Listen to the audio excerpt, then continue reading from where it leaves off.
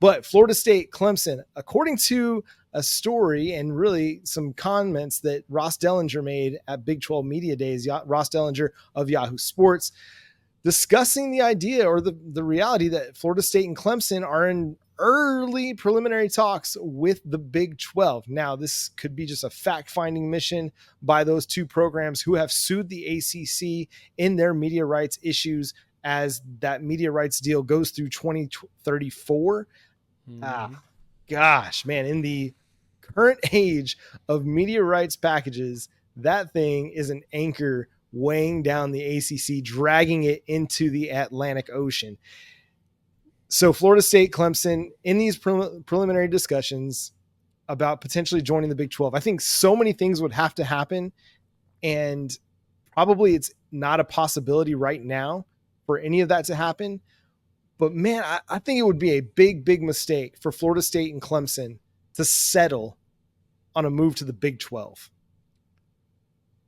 Yeah, that to me feels like a very bad move or decision for them. Because look, they may not be quote unquote blue blood status, but they're still premier programs, right? I mean, Bobby Bowden had a massive run with Florida State and really put them on the map throughout the 80s, 90s, and 2000s, right? You know, Jimbo Fisher went in there and almost ruined it, but, you know, they're back on it with Mike Norvell. And then adding on top of that, Clemson with Dabo Swinney coming in there and really reviving that program. You know, shout out to Brent Venables providing him the defense that he needs to get it done. But you can probably get a negotiation going with the Big Ten or the SEC, right? Both of those conferences would gladly take one of the two of you, if not both. The question is, which one do you prefer? Full-fledged academics where you really want to focus on that, or are you going to go where the football is going to be amazing? It's just up to you. And you can't go wrong either direction, right? And I sense that if anything, this is a fact-finding piece. It doesn't feel like it would be real. I don't sense that you would see either one of those two go to the Big 12 because it just doesn't make any sense, right? Now, granted, they go to the Big 12. I mean, I can see the ACC trying to poach some Big 12 teams back, you know, trading Florida State and Clemson for like UCF and West Virginia. Why? Because it puts them right there still on that coast where they don't have to come up with ridiculous travel. Or, hey, Texas A&M is kind of putting themselves out there saying, hey, we hate that Texas is here. We need a new home. Take us, please. So I could totally see like the Big Ten even going after them at some point so they can get access to Texas, which personally, Texas A&M goes to the Big Ten. That helps Nebraska a lot more than it helps Texas A&M. We'll talk about that another time. I think it's fascinating, though, that with all the conference realignment, I'm curious, how many years do you think it's going to take for us to get to this new mega minor league football league that's going to exist, the Super League? How many years do you think we got left if once Florida State and Clemson gets out of this TV deal? Man, if the Big Ten and the SEC media rights packages are any indication, I think it could happen by the 2032, 2034 range. Because I feel like Big Ten and SEC are kind of doing their rights deals in more 5-year windows. Like they're doing smaller windows, getting the big payouts. I mean, it's good business. It's like what, you know, a good quarterback contract would look like, 4 to 5 years with the possibility to renegotiate that at year 4 and get that extension going. Well, the SEC and the Big Ten are kind of in similar boats. Like that SEC one, if I'm not mistaken, just runs for about 5 years. And that's going to have everybody renegotiating that deal by the end of the decade. And then you do an extension and you get closer to 2034, which, hey, the closer you get to 2034 for those ACC teams, the more plausible it makes a buyout of your media rights package. Right now, with 10 years left on your media rights deal, it is not feasible for any of those ACC teams to try a buyout of their media rights package. But you get to 2030, and if you're Florida State and you're still locked in 2030, at that point, you might be ready to pay that Jimbo Fisher buyout and just get out of the conference. And so it wouldn't surprise me to see this, I don't know, 64 or 32 team, or I don't know, 40 team super league. I don't know where the limit's going to be on that, because you've got 18 in the Big Ten right now. You got 16 in the SEC.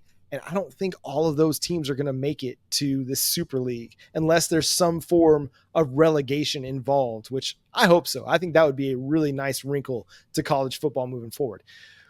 So I think we're still probably 5 to 10 years away from approaching that and really discussing that in earnest. But I do think that it's going to be on the horizon at some point where these big power programs consolidate their power even further.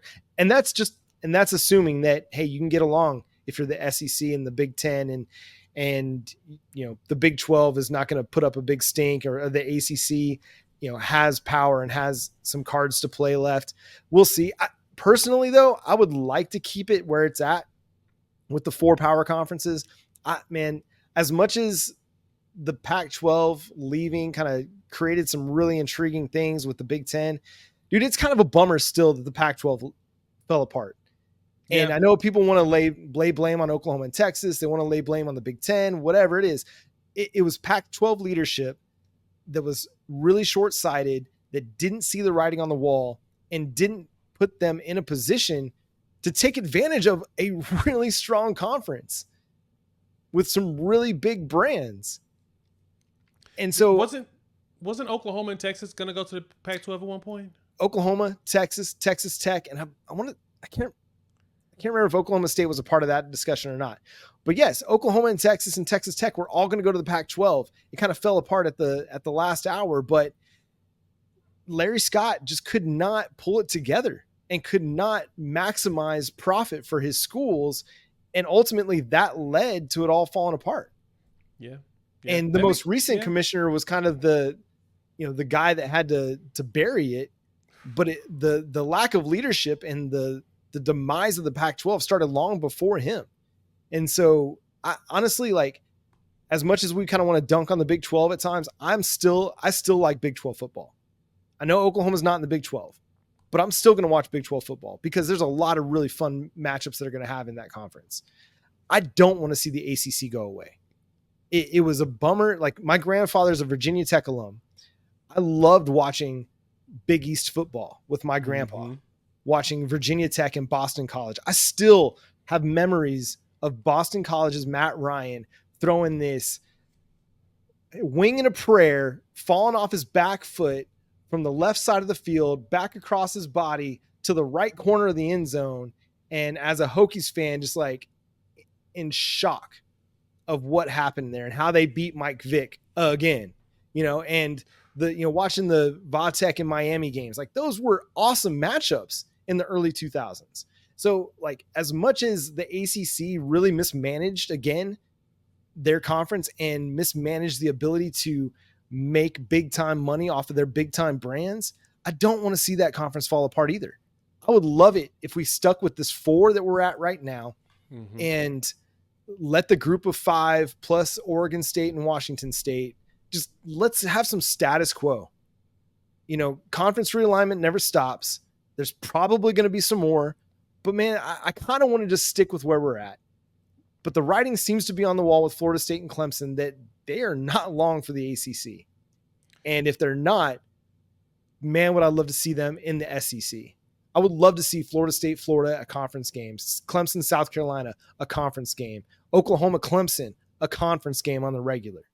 I would love to see that. That would be incredibly fun. Dude, Oklahoma, Florida State, like, going down there to Tallahassee, getting the tomahawk chop and the war chant and the Seminole riding in on the horse with the spear. Like, that is one of the better entrances and better traditions in college football. And so having that a part of the conference would just make a ton of sense. And hey, bring Virginia Tech along, bring North Carolina and Duke for basketball. If we're going to have this whole conference realignment thing happen, let's just make it happen.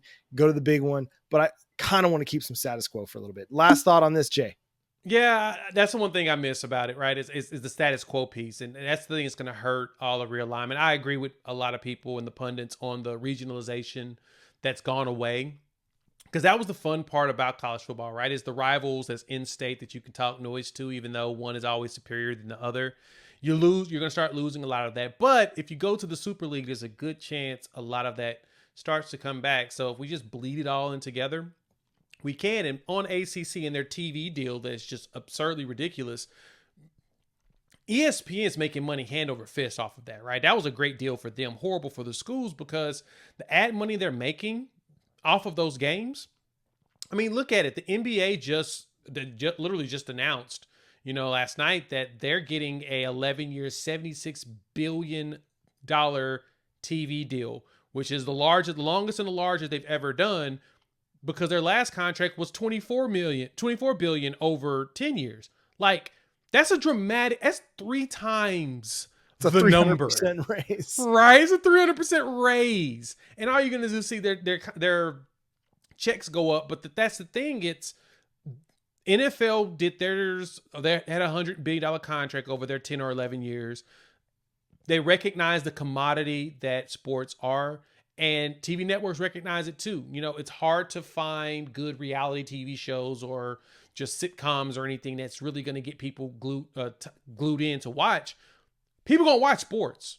That if there's anything that's going to people watching sports, and because of that, the ACC teams the conference screwed up when they got that deal with ESPN. And so, yeah, I anticipate renegotiations on TV deals. Well, I bet you there's already provisions in the Big Ten as well as the SECs. If they get certain schools added, that money goes up even more, which everybody's here for the dollar, baby.